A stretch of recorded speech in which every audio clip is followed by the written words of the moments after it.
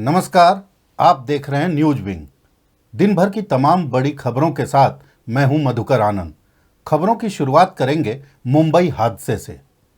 दक्षिण मुंबई के तारदेव में शनिवार को कमला इमारत की 18वीं मंजिल में आग लगने से 7 लोगों की मौत हो गई। घटना में कई लोगों के घायल होने की भी खबर है। बीएमसी आपदा नियंत्रण ने इसकी जानकारी दी। घटना के संबंध में मिली जानकारी के मुताबिक सुबह करीब 7:30 बजे 20 मंजिला कमला बिल्डिंग के ऊपरी हिस्से में आग लग गई। बाद में आग पर काबू पा लिया गया। बढ़ेंगे आगे खबरों में। प्रधानमंत्री नरेंद्र मोदी ने शनिवार को नीति आयोग के अधिकारियों के साथ आकांक्षी जिलों में शामिल देश के चुनिंदा 5 जिलों के उपायुक्तों से बात की। प्रधानमंत्री ने जिले के विकास और चुनौतियों के बारे में जानकारी ली। इस कड़ी में प्रधानमंत्री ने सिमडेगा के उपायुक्त सुशांत गौरव से भी बात की और उनसे पूछा कि वे कैसे अपने कर्मचारियों को मोटिवेट करते हैं और कोऑर्डिनेशन के लिए किन किन तरीकों का प्रयोग करते हैं। उपायुक्त ने कहा कि अगर लोगों के सर्विस रिलेटेड मैटर होते हैं तो उसका समाधान किए जाने से लोग बड़े खुश होते हैं। अगर कर्मचारियों को समय पर प्रमोशन व इंक्रीमेंट दिया जाए तो उनका उत्साह बना रहता है। अब बात करेंगे राजधानी रांची की, जहां गणतंत्र दिवस की तैयारी जोरों पर है। रांची के ऐतिहासिक मोराबादी मैदान में गणतंत्र दिवस के अवसर पर राज्य के महामहिम राज्यपाल झंडोत्तोलन करेंगे। कोरोना के कारण इस बार 1 दर्जन प्लाटून ही परेड में शामिल हो रहे हैं, जिनमें army, CRPF, ITBP, SSB, CISF, Jharkhand Jaguar, JAP 1, JAP 2 और जैप 10 के साथ होमगार्ड के जवान शामिल रहेंगे। दिवंगत दारोगा लालजी यादव मौत की सीबीआई जांच कराने की मांग को लेकर झारखंड हाईकोर्ट का दरवाजा खटखटाने वाले याचिकाकर्ता अनुरंजन अशोक ने रांची के पुंदाग ओपी में प्राथमिकी दर्ज कराई है। अपने आवेदन में उन्होंने कहा है कि मुझे फोन पर धमकी मिली है। फोन करने वाले ने खुद का नाम मोहम्मद आलम बताया और अपना परिचय एक दुर्दांत अपराधी के रूप में दिया। शिकायत में यह भी कहा गया है कि फोन करने वाले ने उनसे केस वापस लेने को भी कहा। पुलिस मामले की छानबीन में जुट गई है।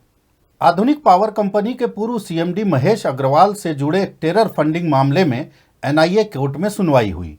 एनआईए ने कोर्ट से महेश अग्रवाल की 3 दिनों की रिमांड मांगी थी, जिस पर 28 जनवरी को सुनवाई होगी। बता दें कि रांची एनआईए कोर्ट से जारी वारंट पर लगे स्टे को हाईकोर्ट से निरस्त किए जाने के बाद महेश अग्रवाल की गिरफ्तारी कोलकाता स्थित उनके आवास से हुई थी, जिसके बाद उन्हें 20 जनवरी को रांची एनआईए कोर्ट में पेशी के बाद न्यायिक हिरासत में भेज दिया गया था। हेमंत सरकार द्वारा शराब की होम डिलीवरी के फैसले पर भारतीय जनता पार्टी के प्रदेश अध्यक्ष एवं सांसद दीपक प्रकाश ने कड़ी आपत्ति जताई है। उन्होंने कहा है कि कोरोना काल में दवा बांटने के बजाय हेमंत सरकार का शराब होम डिलीवरी का फैसला जन विरोधी है। दवा की जगह सरकार लोगों को दारू पिलाने पर आमादा है। घर घर शराब, ये हेमंत सोरेन जी का एक नया कमाल। ये सरकार कोरोना के कालखंड में दवाई घर घर तक नहीं पहुंचा पाई, वैक्सीनेशन घर घर तक दस्तक देने का काम नहीं किया गया। नितांत आवश्यक लोगों के लिए अनाज जो प्रधानमंत्री जी ने भेजा था, नरेंद्र मोदी जी ने भेजा था, उसको घर घर तक पहुंचाने का संकल्प इनके पास नहीं था। घर घर तक बिजली भी पहुंचाने का संकल्प इनके पास नहीं है, इनके पास मादा नहीं है।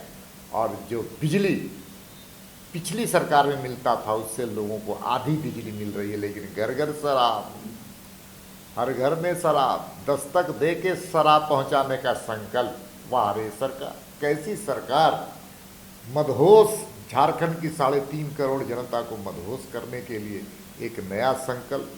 झारखंड की जनता जानती है, इस सरकार की नीयत को जानती है। लोगों को शराब पिला करके मदहोश करने की नीति और लोगों के हाथों से कलम छीनने का काम, शिक्षा को अशिक्षित करने का काम और साथ में रोजगार को हाथ से छीनने का काम ये सरकार लगातार कर रही है। शराब नीति नहीं, ये शराब नीति के माध्यम से कुछ अलग चीज़ें चलने वाली है झारखंड में। बहुत दुर्भाग्य, सच में बहुत ही दुर्भाग्य है सरकार।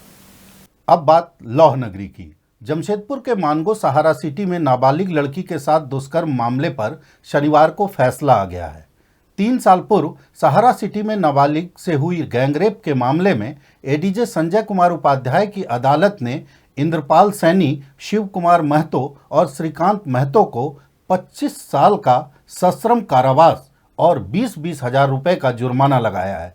जुर्माना नहीं देने की हालत में इन लोगों को अतिरिक्त 3 साल की सजा काटनी होगी। वहीं पीड़िता की वकील ममता सिंह ने फैसले पर प्रसन्नता जाहिर करते हुए कहा कि अभी बाकी अन्य आरोपियों को भी सजा दिलाना है। 3 साल के बाद ये फैसला आया है और तीनों अभियुक्तों को, जो नेम्ड अभियुक्त हैं, श्रीकांत, शिव कुमार महतो और इंद्रपाल सैनी, तीनों को 25 साल की सज़ा सुनाई गई है। और लोग जो भी थे उसमें, और लोगों की जो पुलिस के जांच के अनुसार जो बाकी लोगों का नाम हटाया गया था और लड़की की जो गवाही आई थी, जो पीड़िता है उसकी गवाही आई थी, और उसके बाद 319 के पिटीशन के बाद बाकी लोगों को जो अभियुक्त बनाया गया उसकी प्रोसीडिंग अभी चल रही है। वो सप्लीमेंट्री रिकॉर्ड है, चूँकि ये 2018 से रिकॉर्ड चल रही थी, इसकी प्रक्रिया पूरी हो चुकी थी, इसलिए इसमें जजमेंट आया है। वो सप्लीमेंट्री में रिकॉर्ड चल रहा है और उसमें प्रोसीडिंग चलती रहेगी। जब उसकी प्रोसीडिंग पूरी होगी, उम्मीद है ऐसा ही जजमेंट उसमें भी आएगा। आज फैसला दोषी तो परसों 2 दिन पहले ही पा लिया गया था। आज सजा के बिंदु पर सुनवाई थी, तो उस सुनवाई में तीनों को 25 वर्ष सश्रम कारावास, 20,000 रुपया फाइन और in default of payment of fine 3 वर्ष का एडिशनल इम्प्रिजनमेंट। आज के बुलेटिन में बस इतना ही। खबरों में बने रहने के लिए देखते रहिए न्यूज विंग। तब तक के लिए नमस्कार। Giridih is a small place, and we have like very less facilities in terms of education and this kind of infrastructure. It came to our mind that basically there should be good opportunities for the students of Giridih, those who are leaving the town and going outside for studies, their higher studies and their education. I wanted my son to start with the coding classes, so I researched it online. I got through all the reviews and everything. Then I got in touch with the White Hat representatives, and I was very happy with the progress and all how he was doing. So then I thought that why not to implement it in our school so that all the students are able to learn this thing. I started coding because we can make our thoughts real. We can interact with the computer. White Hat Junior is helping me to create a web browser. And I think on this part, White Hat is actually leading, on this coding platform. It is definitely a very good platform and one should implement in every school.